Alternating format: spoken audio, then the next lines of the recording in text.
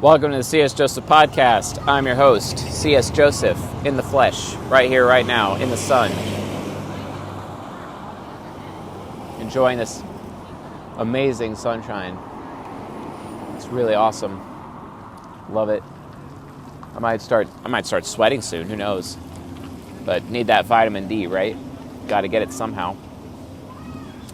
So today's question is, how many skills can a UDUF INTJ master? Apparently this is the week of INTJ questions. We haven't had INTJ questions in a while, so let's just get down to it.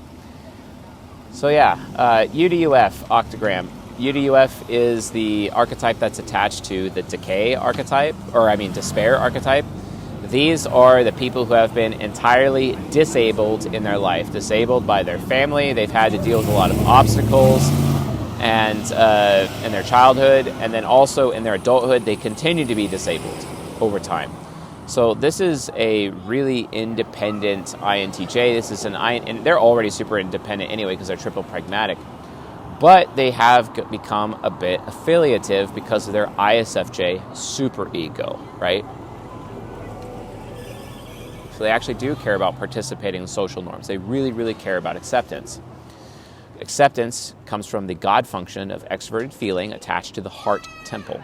So they really, really care about acceptance because they're used to people throughout their whole life not accepting them. It really is a huge problem for UDUF INTJs, like a big problem, reaching that level of acceptance.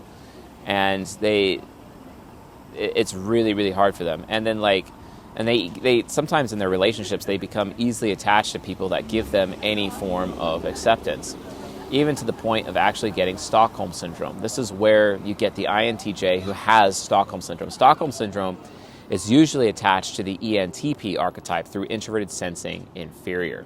I get Stockholm Syndrome very easily. This is one of the reasons why, if I'm not in a relationship with a woman, for example, I don't like receiving naked photos from her because it creates unfair loyalty between me and that woman, basically, and I just don't do it. So then it's like, okay, yeah, I would love to receive sexy photos. I mean, what guy doesn't like receiving sexy photos from a woman? But I have to be in a relationship with her first,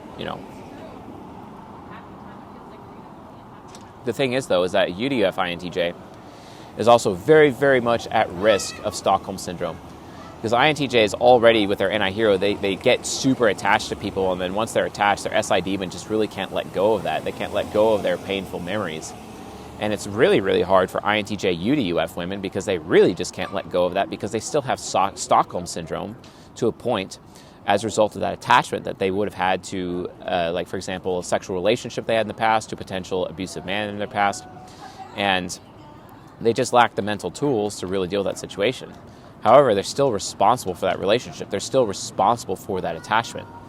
And, they just have to realize that when they're getting into a relationship that they're at very high risk of having Stockholm Syndrome, similar to an ENTP. If you want to learn about Stockholm Syndrome and how it actually works from a Jungian analytical psychology perspective, I highly recommend watching Season 21, Episode 8.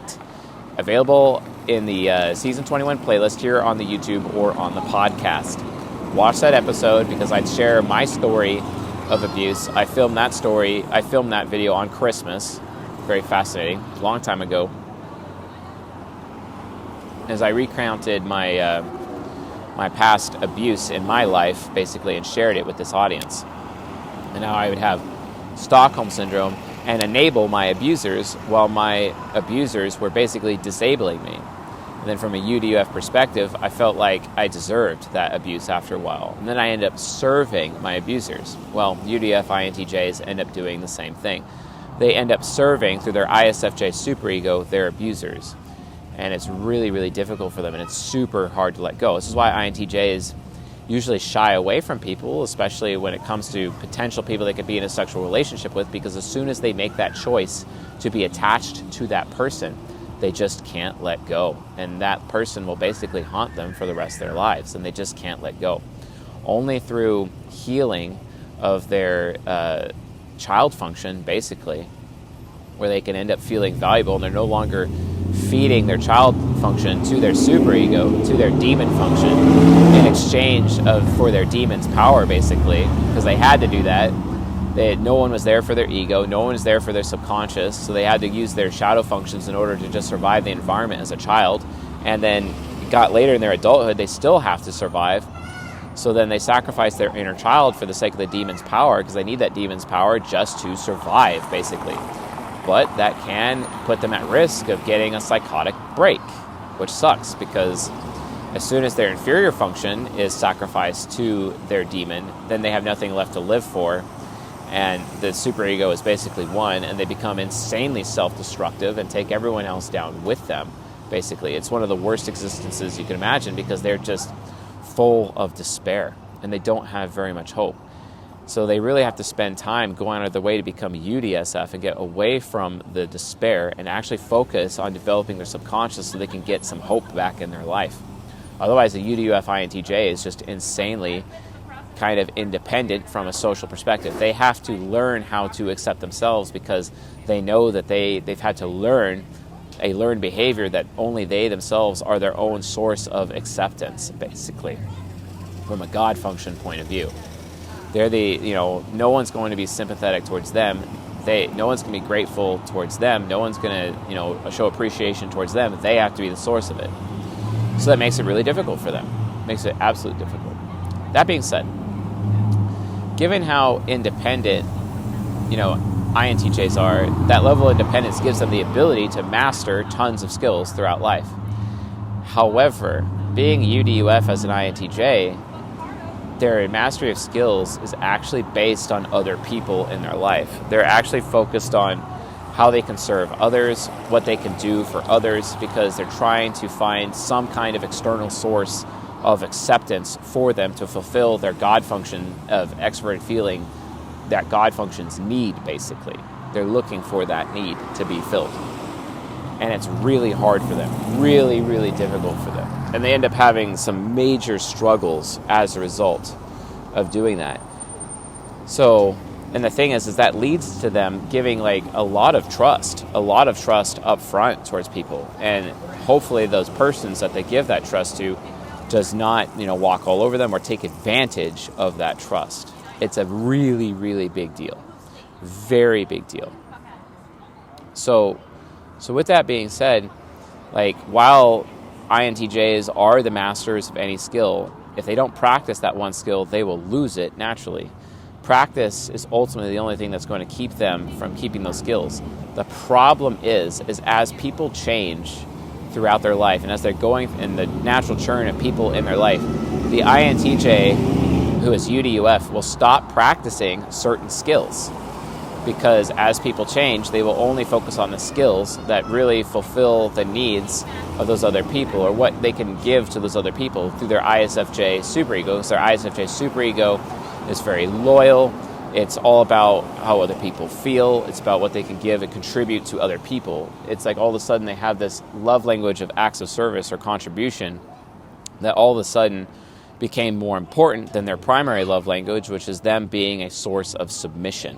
If you want to learn more about love languages and the 16 types and which love language is what and who's producing what love language and who is consuming what love language, you might want to get yourself the Ego Hacking by Text Masterclass. That's available at offers.csjoseph.life/EBT-masterclass. But remember, in order to get the masterclass, you have to already own the Ego Hacking by Text course, which is available at egohackingbytext.com. And it's an amazing course. Please check that out. It's really, really good. So based on that, they still can master any skill and they can still practice. The thing is, though, as people change in their life, and the people that they care about the most, the people that they are attached to in their life, the people they have Stockholm Syndrome towards their life, those people end up determining what those skills should be. So they end up losing their skills faster over time as people in their life change. Whereas an SDSF INTJ, that's not the case. They'll stay focused on their skills and gain their mastery. But a UDUF INTJ really struggles reaching mastery because of how disabled they are in their lives. And honestly, they're just in survival mode. They're just trying to get through. And that's really sad. It's just really, really sad. UDUF as a subvariant, an Octagram neutral variant of an INTJ or any type, it's temporary. UDUF is not supposed to be a permanent nurture, a permanent state of being for any of the 16 types. It's really just a survival mechanism. A person that goes into to deal with how disabling their childhood was, or how disabling their adulthood is. And that is a huge problem. They have to get to a point where they start, obviously they're trying to enable themselves, but they need to be around people who are enabling them. And this is really covered in the first 2 chapters of a book called Not a Life Coach, which I recommend. I believe the writer of Not a Life Coach might be actually an INFJ, and really teaches fellow SE inferiors, like, hey, if you have deadwood, if you have people in your life that aren't actually like enabling you, and you have to be the only person to enable yourself, get those people out of your life. And it's so funny because this INFJ is talking about the old adage that I teach INFJs in the season 7 episode. I think it's season 7, episode 12, here on the YouTube or on the podcast. It's like, hey, if you're being, if you have people disabling you and you're the only one enabling you, those people should not be in your life. You should get rid of them. And that's how an INTJ UDUF should really see it. Like, you invest in other people and you're investing the skills. In fact, you're even willing to change the skills that you are mastering for the sake of others as a UDUF INTJ, which is noble in its own right. But if those people are not honoring that, if they're not honoring the skills mastery that you're investing, if they're not honoring your investment into them, then they're deadwood. Get them out of your life. Door slam them, never think of them again. There's no point in having those people in your life at all. You need to get out of UDUF, because the longer you stay in UDUF, the more likely you all have a psychotic break and become a psychopath, basically, as a result of being in UDF too long as an INTJ. You need to work on developing your inferior function, but most of all, your child function. Someone actually has to allow you to have FI child. That's so important. Someone has to be willing to support your FI child as, when you're UDUF. And if they're not going to do that, get rid of them. Seriously, get rid of them. Don't let the abusers take advantage of you, so that you can become UDSF, so that you can actually have hope in your life, right? Instead of just be constantly despairing into UDF and staying in that despair mode for so long due to your need to survive, basically. Well, what's going to naturally happen is that while you're so focused on survival, you end up eventually getting so depressed and so despaired that you'll have nothing else to live for, and then you become a psychopath. You don't want that to happen. You need healing. So you need to have people in your life that will provide you that healing. Healing is everything, and that should be the top goal of any UDUF INTJ. And then eventually, once you get that healing, then you'll start to master skills that are actually more related to something you want to do and not all about what others want from you, which is what happens with ENTP unconscious and ISFJ superego. You master skills based on what other people want or what other people value, not about what you want or what you value. That's the problem. Solve that problem. The problem is that UDUF people cannot get out of UDUF on their own. Human beings are made for relationship. You need to have good, healthy familial relationships, sexual relationships, friendships in your life where these people are enabling you and not disabling you, and allowing you to choose what skills you want to master and skills that you value. And then those people will appreciate you all the more because you are making yourself worthy. This is one of the reasons why I tell UDF INTJ women especially to read the book Worthy Woman, because they're so into their ISFJ superego that they become self-deprecating, and that too can be a serious problem, right? That self-deprecation ends up translating into which skills they can master. So the bottom line is, folks, that INTJs who are UDUF, they still have the capacity to master any skill. And honestly, they end up, mastering one skill. An INTJ, regardless of Octagram, will master the skill they practice the most. The difference is that a UDUF INTJ ends up mastering skills based on the people in their life, what those people value and what those people want from them, basically, because they're just so starved for acceptance that they never got it, right? So they're bending over to the other people in their life. They need somebody in their life to help that actually shows appreciation for their FI child, gives them the space to master skills that they actually want and things that they actually value themselves, right? So that they can become UDSF, and they can't do it on their own. No one can get out of UDUF on their own. That's the point, folks. And that's why it's so important. So if you are UDUF and you're an INTJ and you're watching this, I severely hope that you watch this video, you do exactly what it says, and get rid of the people, get rid of the deadwood out there. Read Worthy Woman if you're an INTJ woman. Hell, if you're an INTJ man, read Worthy Woman as well, because it still has a masculine component to it. But also read that book, Not a Life Coach. It will seriously put you in a different direction. And special thanks to Mr. Wright, who is a UDUF ENTP, who recommended the book to me on the Discord server. If you want to get on Discord, it's discord.gg/egohackers. So anyway, folks, thanks for watching and listening, and I'll see you guys in the next episode.